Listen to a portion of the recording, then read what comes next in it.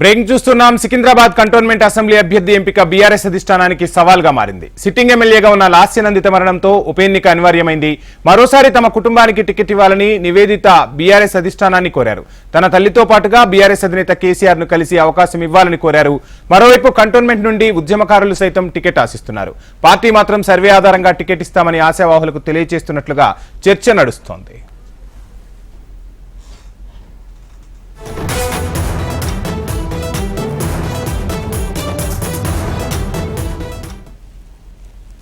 Secunderabad cantonment assembly నియోజకవర్గం BRS పార్టీకి sitting స్థానంగా ఉంది. అసెంబ్లీ ఎన్నికల్లో లాస్యనందిత విజయం సాధించింది.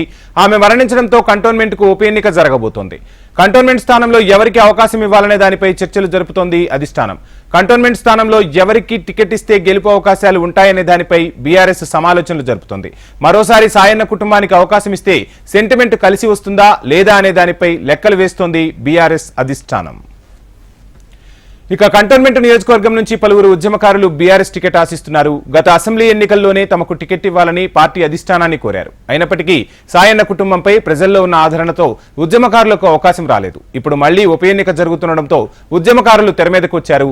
రాష్ట్ర బెవరేజెస్ కార్పొరేషన్ చైర్మన్ గా పనిచేసిన గజ్జెల నగేష్, తెలంగాణ రాష్ట్ర మైనింగ్ సంస్థ చైర్మన్ గా పనిచేసిన క్రిషాంక్ తో పాటు మరో ఇద్దరి పేర్లను పార్టీ అధిష్టానం పరిశీలిస్తున్నట్లుగా ప్రచారం జరుగుతోంది. ఇదిలా ఉంటే ఇప్పటికే కాంగ్రెస్ అభ్యర్థిగా శ్రీ గణేష్ పేరు ప్రకటించారు. కంటోన్మెంట్ ఉప ఎన్నికల్లో పార్టీ టికెట్ ఇచ్చేవారు పార్టీ పట్ల నిబద్ధతతో ఉండే విధంగా, గెలిచిన తర్వాత పార్టీ మారకుండా ఉండేవారికి అవకాశం ఇవ్వాలని భావిస్తున్నట్టుగా టాక్ వినిపిస్తోంది. అందులో భాగంగానే అభ్యర్థి ఎంపికపై ఆచితూచి అడుగులు వేస్తున్నారు. ఇవాళ కంటోన్మెంట్ అభ్యర్థి పేరు ప్రకటించే అవకాశం ఉంది. పార్టీ నేతలతో చర్చించిన తర్వాత అభ్యర్థి పేరు ప్రకటిస్తారు గులాబీ దళపతి. ఇక ఇదే అంశానికి సంబంధించి మరిన్ని డీటెయిల్స్ మా ప్రతినిధి ఏవై స్వామి అందిస్తారు. స్వామి, వంశీ, బీఆర్ఎస్ పార్టీ నుంచి కంటోన్మెంట్ అభ్యర్థిగా ఎవరి పేరు ప్రకటిస్తానికి సంబంధించి కొంత సస్పెన్స్గా ఉంది. రీసెంట్గా జరిగినటువంటి అసెంబ్లీ ఎలక్షన్లో కంటోన్మెంట్ అభ్యర్థిగా దివంగత ఎమ్మెల్యే సాయన్న కూతురు లాస్యానందిత గెలుపొందారు. ఆమె రీసెంట్గా జరిగినటువంటి రోడ్డు ప్రమాదంలో ఆమె చనిపోయారు. ఆ ప్లేస్ ఇప్పుడు మళ్ళీ ఖాళీ ఏర్పడింది. ఈసారి లోక్సభ ఎలక్షన్స్తో పాటు కంటోన్మెంట్ బై ఎలక్షన్స్ కూడా కేంద్ర ఎలక్షన్ కమిషన్ నోటిఫికేషన్ ఇచ్చింది. ఇప్పటికే బీజేపీ అభ్యర్థిగా గత 2023 అసెంబ్లీ ఎలక్షన్స్లో పోటీ చేసినటువంటి బీజేపీ అభ్యర్థి శ్రీ గణేష్ని ఈసారి కాంగ్రెస్ పార్టీ అభ్యర్థిగా కాంగ్రెస్ పార్టీ ప్రకటించింది. ఆయన బీజేపీ నుంచి కాంగ్రెస్ పార్టీ తీర్థం పుచ్చుకొని కాంగ్రెస్ పార్టీ అభ్యర్థిగా కంటోన్మెంట్ నుంచి పోటీ చేస్తున్నారు.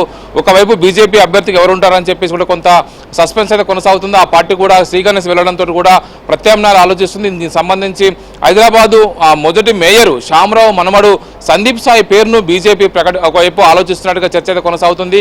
దీనికి తోడు బీఆర్ఎస్ పార్టీ ఈరోజు మధ్యాహ్నం ఎర్రవల్లి ఫామ్ హౌస్లో పార్టీ అధినేత కేసీఆర్ సమక్షంలో కంటోన్మెంట్ నాయకులతోటి ఎవరైతే టికెట్ ఆశిస్తున్నారో ఆ ఆశిస్తున్న నేతలందరినీ కూడా ఎర్రవల్లి ఫామ్ హౌస్కు కేసీఆర్ పిలిచినట్టుగా తెలుస్తుంది. మధ్యాహ్నం 2 గంటలకు ఎర్రవల్లి ఫామ్ హౌస్లో ఈ మీటింగ్ కొనసాగిన తర్వాత వారి అందరి ఆలోచనలు తీసుకున్న తర్వాత కేసీఆర్ ఒకవైపు ఎవరికైతే మెరుగైన అవకాశాలు ఉంటాయో వారి పేరునే ప్రకటించే అవకాశం ఉన్నట్టుగా బీఆర్ఎస్ వర్గాల్లో చర్చ కొనసాగుతుంది. ఇప్పటికే తమ కుటుంబానికే మరోసారి అవకాశం ఇవ్వాలని చెప్పేసి సాయన్న కుటుంబ సభ్యులు, సాయన్న భార్య కావచ్చు, లాస్యానందిత సోదరి నివేదిత కూడా తనకు టికెట్ ఇవ్వాలని చెప్పేసి పార్టీ అధిష్టానానికి కోరినట్టుగా తెలుస్తుంది. ఒకవైపు ఆయన ఇప్పటికే ఇద్దరు అభ్యర్థులు సంబంధించి ఒకవైపు సిట్టింగ్గా ఉన్నటువంటి ఇద్దరు ఎమ్మెల్యే అభ్యర్థులు పార్టీకి సంబంధించి ఇప్పటికే మరణించారు. ఒకవైపు ఏడాది కాలంలోనే సాయన్న మరణించడం, సాయన్న ప్లేస్లో వచ్చినటువంటి లాస్యానందిత మరణించడం కూడా ఆ కుటుంబం పట్ల కొంత ఆ నియోజకవర్గంలో కొంత సానుభూతి ఉంది. దాని విషయంలో పార్టీ ఆలోచించి లాస్యానందిత సోదరి నివేదికకు అవకాశం ఇవ్వాలని చెప్పేసి కూడా వాళ్ళంతా కోరుతున్నారు. అయితే దీంతో పాటు తెలంగాణ ఉద్యమకాల నుంచి కూడా కంటోన్మెంట్లపై టికెట్పై కన్నేసినటువంటి నేతలంతా కూడా తమకు ఈసారి అవకాశం ఇవ్వాలని చెప్పేసి కూడా కోరుతున్నారు. అందులో తెలంగాణ బెవరేజెస్ కార్పొరేషన్గా పనిచేసినటువంటి తెలంగాణ ఉద్యమకారుడు గజ్జెల నగేష్ మరోసారి తనకు అవకాశం ఇవ్వాలని చెప్పేసి పార్టీ అధిష్టానాన్ని అభ్యర్థించారు. ఆయనతో పాటు మరోవైపు మన్య క్రిషాంక్ కూడా గతంలో ఆయన తెలంగాణ మైనింగ్ కార్పొరేషన్ చైర్మన్గా పనిచేశారు. ఆయన కూడా పార్టీకి సంబంధించి సోషల్ మీడియా విభాగంలో యాక్టివ్గా ఉంటున్నారు. తనకు కూడా మరోసారి అవకాశం ఇవ్వాలని చెప్పేసి కూడా మన్య క్రిషాంక్ కోరుతున్నారు. వీరందరూ కూడా 2023 అసెంబ్లీ ఎలక్షన్స్లో టికెట్ అడిగినప్పటికీ కూడా పార్టీ అధిష్టానం అప్పుడు సాయన్న మరణంతో ఏర్పడేటువంటి సింపతిని తమకు అనుకూలంగా మలుచుకోవడం కోసం లాస్యానందితకు అవకాశం ఇచ్చారు. దీంతో పాటు ఎర్రోల శ్రీనివాస్ కూడా తమకు పరిశీలించాలని చెప్పి తన పేరును కూడా పరిశీలించాలి. ఒకవైపు వరంగల్ ఎంపీ స్థానం కావచ్చు, లేకపోతే కంటోన్మెంట్ స్థానంలో తన పేరును పరిశీలించాలని చెప్పేసి కూడా తెలంగాణ ఎస్సీ కార్పొరేషన్ మాజీ చైర్మన్, ఎస్సీ కమిషన్ మాజీ చైర్మన్ ఎర్రోల శ్రీనివాస్ కూడా పార్టీ అధిష్టానాన్ని కోరినట్టుగా తెలుస్తుంది. ఇట్లా చాలా మంది కూడా ఆశావాహులు ఉన్నప్పటికీ కూడా పార్టీ అధిష్టానం అక్కడ ఉన్నటువంటి సెంటిమెంట్ ఆధారంగా ఎవరికి ఇస్తుందా అని చెప్పేసి కూడా అంతా భావిస్తున్నారు. లాస్యానందిత సోదరి నివేదిత తన పేరును పరిశీలించాలని చెప్పేసి పదే పదే తిరుగుతున్నారు. అక్కడ ఒకవైపు అసెంబ్లీ సెగ్మెంట్కి సంబంధించి ఇప్పటికే ఎంపీగా ఎమ్మెల్యేగా ఉన్నటువంటి ఒకవైపు మర్రి రాజశేఖర రెడ్డి అక్కడ బాధ్యతలు చూస్తున్నారు. వంశీ స్వామి, చూస్తూ ఉన్నాం ఒకవైపు బీఆర్ఎస్ నుంచి వలసలు కొనసాగుతూ ఉన్నాయి. కీలక నేతలు కడియం శ్రీహరి, కేశవరావు లాంటి నాయకులను కూడా ఇప్పుడు బీఆర్ఎస్ కోల్పోయిన పరిస్థితి. రేపు ఉప ఎన్నికలో ఒకవేళ బీఆర్ఎస్ గెలిచినా ఈ అభ్యర్థి అటు వెళ్లకుండా ఉండేలా ఏమైనా బీఆర్ఎస్ అధిష్టానం కసరత్తు చేస్తుందా? అంటే నమ్మకంగా ఉండే వ్యక్తిని బరిలోకి దింపే ఆలోచన ఏమైనా బీఆర్ఎస్ అధిష్టానం చేస్తుందని భావించవచ్చు అంటారా? వంశీ, మీరు అన్నట్టు కరెక్టే. ఇప్పటికే బీఆర్ఎస్ పార్టీ నుంచి గెలిచినటువంటి ముగ్గురు ఎమ్మెల్యేలు, ఒకవైపు స్టేషన్ గన్పూర్ నుంచి గెలిచినటువంటి కడియం శ్రీహరి తన కూతురికి ఎంపీ టికెట్ ఇప్పించుకొని ఆయన కూడా కాంగ్రెస్ పార్టీ తీర్థం పుచ్చుకున్నారు. ఖైరతాబాద్ సిట్టింగ్ ఎమ్మెల్యేగా ఉన్నటువంటి దానం నాగేందర్ బీఆర్ఎస్ పార్టీ నుంచి కాంగ్రెస్ పార్టీలోకి వెళ్ళి ఆ సికింద్రాబాద్ లోక్సభ అభ్యర్థిగా ఆయన కూడా పోటీ చేస్తున్నారు. నిన్న ఒకవైపు ఆ తుక్కుగూడ సభలో భద్రాచలం ఎమ్మెల్యే తెల్లాం వెంకట్రావు కూడా రాహుల్ గాంధీ సమక్షంలో కాంగ్రెస్ పార్టీలో చేరారు.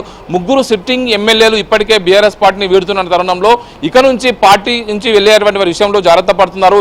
ఇప్పుడు సికింద్రాబాద్ కంటోన్మెంట్లో ఆ అసెంబ్లీ అభ్యర్థి విషయంలో కూడా పార్టీ అధిష్టానం మీరు అన్నట్టుగా కూడా కీలకమైనటువంటి నమ్మకమైన వ్యక్తికే టికెట్ ఇచ్చి పోటీ చేయించే అవకాశం కనబడుతుంది. ఖచ్చితంగా పార్టీ గెలిచే అవకాశాలు ఉందని చెప్పేసి కూడా అంచనాలు వేసుకుంటుంది. ఒకవైపు బీజేపీ నుంచి శ్రీ గణేష్ పోటీ చేస్తున్నారు. ఇప్పుడు బీఆర్ఎస్ నుంచి ఎవరు పోటీ చేస్తారని కూడా కొంత సస్పెన్స్గా ఉంది. గత 2023లో బీజేపీ నుంచి పోటీ చేసినటువంటి శ్రీ గణేష్ ఆయనకున్నటువంటి ఆదరణతో ఈసారి కాంగ్రెస్ పార్టీ ఆయనను తమ పార్టీలోకి చేర్చుకొని బీజేపీ నుంచి కాదని కాంగ్రెస్ నుంచి శ్రీ గణేష్ తోని పోటీ చేయిస్తుంది. బీజేపీ మాత్రం ఇప్పుడు ఎవరికి ఇస్తుందనేది కూడా కొంత చర్చ కొనసాగుతుంది. వారు కూడా అభ్యర్థుల విషయంలో మలగులాలు పడుతున్నారు. మొత్తానికైతే లాస్య సోదరి నివేదికకి ఇస్తారా, మన్య కృష్ణాంకి ఇస్తారా, గజల్ నగేష్కి ఇస్తారా అనేది కూడా కొంత సస్పెన్స్ అయితేనే ఉన్నది. Thank you Swamy.